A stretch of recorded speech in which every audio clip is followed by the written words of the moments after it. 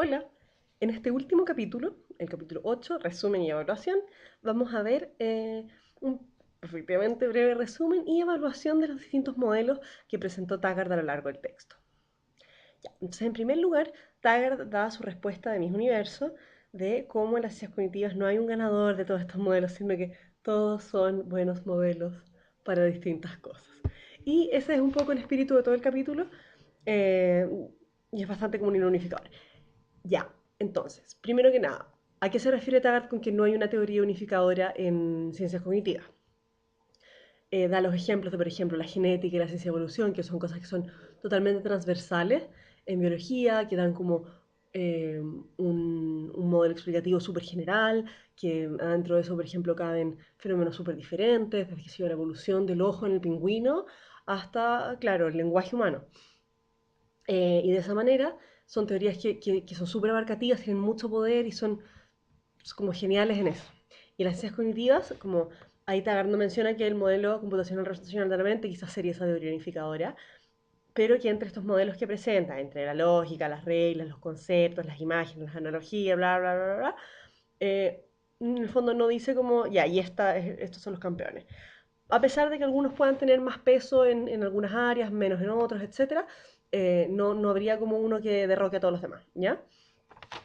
Entonces, después en este capítulo les recomiendo mucho revisar el cuadro, que es el cuadro 8.1, un excelente resumen de qué son como las unidades de representación en cada uno de estos modelos, qué es la computación en cada uno de estos modelos, qué beneficios tienen, qué limitaciones tienen, etcétera. ¿Ya? Entonces es un súper buen resumen, se los recomiendo un montón para estudiar.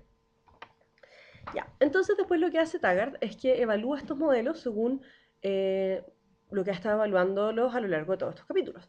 Y en el fondo acá de nuevo da su respuesta a mi universo de cómo todos tienen ventajas, todos tienen limitaciones. Pero lo que es más interesante es ya, uno, entrar a hacer a hilar más fino en cuáles son esas ventajas y limitaciones, pero ya los vieron en los otros capítulos, pero también cuáles serían los criterios generales para evaluar la capacidad representacional y computacional de estos modelos. Ya, entonces, en términos de la capacidad representacional, yo diría que ahí, claro, léanlo, vean qué pros y contras hay. También eso lo van a ir viendo a lo largo de los distintos capítulos, pero yo creo que lo más interesante de esto es cuáles son como los mejores exponentes en distintos tipos de representaciones. Entonces, este modelo teórico, como este modelo como supuesto, como ideal, que sería parte de una teoría unificadora, tendría que tener, aquí hablaba, por ejemplo, la riqueza sensorial de las imágenes y las conexiones. Entonces, es bien interesante ver cómo, eh, qué elementos de lo sensorial son particulares y son como difíciles, por ejemplo, para los conceptos, para las reglas, como esto de tener mucha información, no necesariamente abstracta, como qué dificultades habría en expresar lo sensorial y por qué las conexiones y las imágenes son particularmente favorables para eso.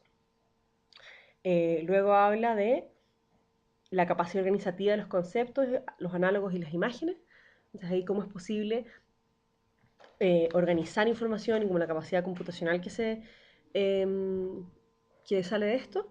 Y finalmente el poder de expresión verbal de reglas y proposiciones de lógica formal.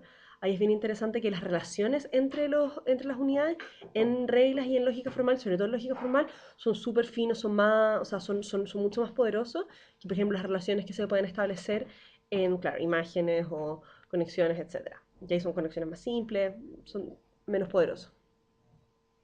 En segundo lugar, se tendría que evaluar la capacidad computacional. Y ahí Taggart propone que habría que evaluar la velocidad, flexibilidad y capacidad computacional abstracta. Ahora, ¿por qué serían estos en particular los elementos a evaluar? Podríamos, por ejemplo, hablar en cambio de la, qué sé yo, em, poder lógico o, no sé, como complejidad de las computaciones que se pueden hacer, etcétera. Pero en el fondo es porque estas serían características que Taggart considera propias de el pensamiento humano. Entonces esto sería una ciencia cognitiva orientada también a explicar cómo es el pensamiento humano. Entonces esta teoría unificadora tendría que poder explicar estos elementos que son propios, como la flexibilidad en particular. Por ejemplo, sería muy particular y la capacidad computacional abstracta de eh, en procesamiento humano. Entonces, claro, uno podría en teoría hacer como un sistema súper complejo y súper flexible, que sea capaz de hacer lo que hace un humano, pero computacionalmente súper pesado y difícil y que no hace las cosas tan rápido con nosotros. Entonces, esto sería algo que sea tan complejo y tan rápido y tan flexible como lo hace, como lo que puede hacer una persona. ¿Qué más? También se tiene que poder, esto es interesante, se tiene que poder caer en las mismas cosas que se caen las personas. Eso no lo menciona tan explícitamente Taggart en esta parte, pero por ejemplo cuando habla del aprendizaje, implícitamente también habla de que tiene que poder cometer los mismos errores. Aprendizaje más rápido, aprendizaje más lento, es qué errores comete, por ejemplo, un niño cuando aprende ya, andar en bici, o aprende matemática, o aprende cualquier cosa, o una persona como adulta que aprende un idioma nuevo, por ejemplo, cualquier cosa, va a ir cometiendo errores sistemáticos o va a ir aprendiendo de una forma particular y esta capacidad como esta teoría unificadora teórica, como hipotética, tendría que poder tener esas características también, tendría que poder modelar estas distintas formas de aprendizaje también. Y en términos de lenguaje, estaría toda esta parte más formal del lenguaje, la sintaxis, como tendría que poder eh, conjugar súper bien y también conjugar mal como conjugan las personas, como tener todas esas propiedades formales, pero también tener como todos los componentes de contenido, pero también de uso. Entonces, claro, tendría que ser un modelo que pudiera abarcar cosas súper complejas. El lenguaje en sí es un desafío tremendo para un modelo de la mente de las en ciencias cognitivas, ya que incluye tantas cosas. Sería algo que pueda, claro, desde entender cómo se pronuncia mal, como una palabra mal pronunciada, poder detectarla, hasta, claro, a qué me refiero si digo que metafóricamente mi amiga es una maga de la computación. Es como, "Ah, es que es un mago de verdad". No, no necesariamente, quiero decir que es muy hábil, qué sé yo, como ahí en contexto. Em, ya, en la plausibilidad psicológica y neurológica, ahí da totalmente la respuesta a mis universos, como todos tienen beneficios, todos tienen limitaciones. Y en la plausibilidad psicológica es eso, pero en la neurológica lo que le da un poco más de piso al conexionismo, en parte también porque se origina desde la idea de hacer un modelo que sea plausible neurológicamente, y también es bien importante ahí lo que menciona de que hay muchos avances, como hace qué sé yo, 5 años había la mitad de avances, o hace 10 años había muchos menos avances. Como en la próxima edición de este libro, si es que sacan una, probablemente la parte de plausibilidad neurológica va a estar mucho más extendida. La neurociencia ha avanzado súper rápido. Ya. En las aplicaciones, ahí es bonita la idea, la metáfora que hace Taggart, que se fijen entre como que las ciencias cognitivas podrían ser a la educación lo que la biología es a la medicina, como una base teórica a la educación. Y ahí quizás darle una segunda vuelta a nosotros en este curso, y como ustedes para que puedan pensar más en las aplicaciones de ciencias cognitivas, a todo lo que implique como un quehacer con los procesos mentales de las personas. Por ejemplo, en psicoterapia podría ser algo importante, o en procesos de cambio, o en, qué sé yo, para entender las emociones. Entonces, al hacer películas podríamos, queremos hacer una película de emociones, o un jingle de comercial que sea persuasivo, filo, como cualquier cosa que implique un procesamiento humano, podríamos tener a la base las ciencias cognitivas como una base teórica. Ya. Y luego, ya hay el diseño y los sistemas inteligentes se han beneficiado mucho de ellos también. Como eso, ahí Taggart como que no lo desarrolla tanto. Ya, después vienen las críticas a el modelo computacional representacional de la mente. Esto es bien interesante con la próxima parte del curso que vamos a ver en el segundo módulo, ¿ya? O sea, en el segundo parte del curso.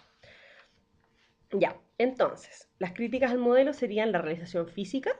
Entonces, como ya estos modelos no tienen nada que ver con dónde ocurren estas procesos, y en particular en el cerebro, como Taggart lo reduce al cerebro, pero también puede ser como, que Dios está explicando cómo un niño aprende a andar en bicicleta, también puede ser como ya, pero como cómo se realiza esto en las neuronas de la pierna del cabro chico.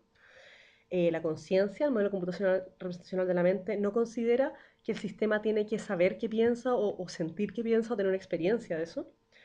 La relación con el cuerpo y el rol del cuerpo. Esto va tanto como desde las teorías de embodiment que van a ver en la próxima parte del curso, y también en general como el rol del cuerpo desde como, claro, el sistema inmune del cuerpo hasta la estructura del cuerpo y las acciones sensoriomotrices en el mundo.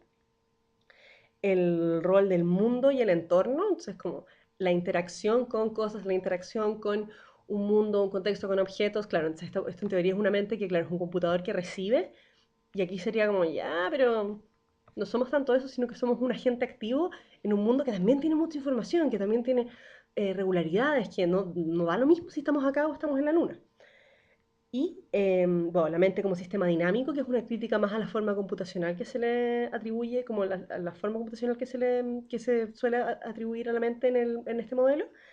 Y el rol de los componentes socioculturales. Es como, ya, pero ¿y qué pasa? Como esto no explica necesariamente la diferencia entre, qué sé yo, cómo piensan sobre el tiempo las personas aymaras y las personas occidentales estándar, por ejemplo.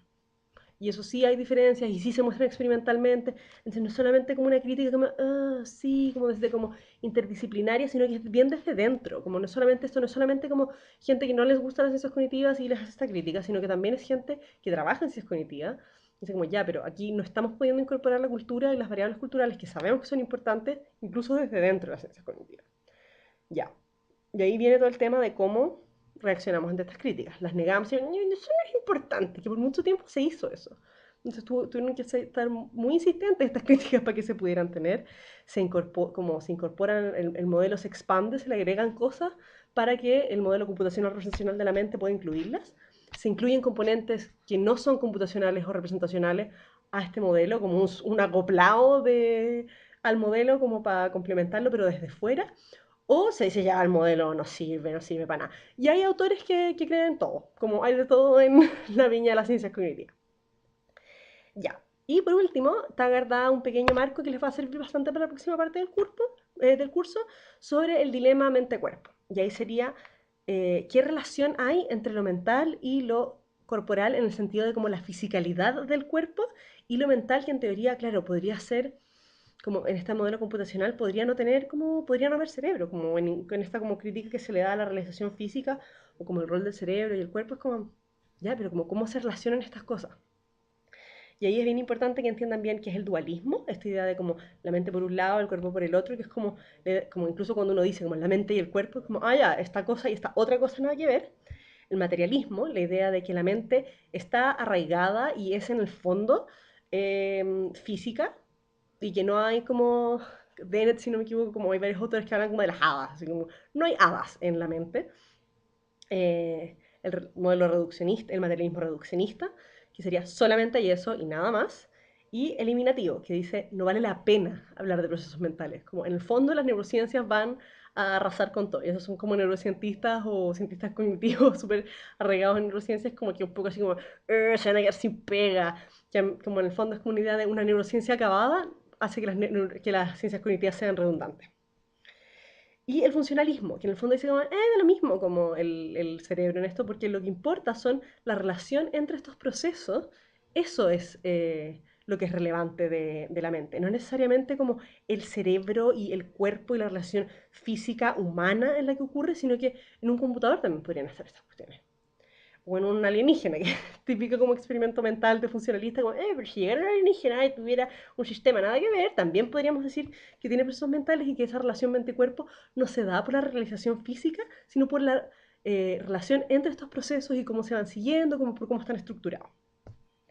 Y ahí es bien importante que ustedes vean como, bueno, qué implica esto para la investigación que se va a hacer, qué implica esto para la comprensión que vamos a tener, qué implica esto para los métodos que vamos a usar, como si vamos a usar métodos de neurociencia, si no los vamos a pescar tanto, si creemos que la neurociencia acabada va a poder eliminar las ciencias cognitivas, etc. Eso, entonces pronto ya cuando terminen la prueba, vamos a entrar a estas críticas y a estos debates en mayor profundidad, así que ahí se les viene, lo van a pasar muy bien. Chao, que estén bien.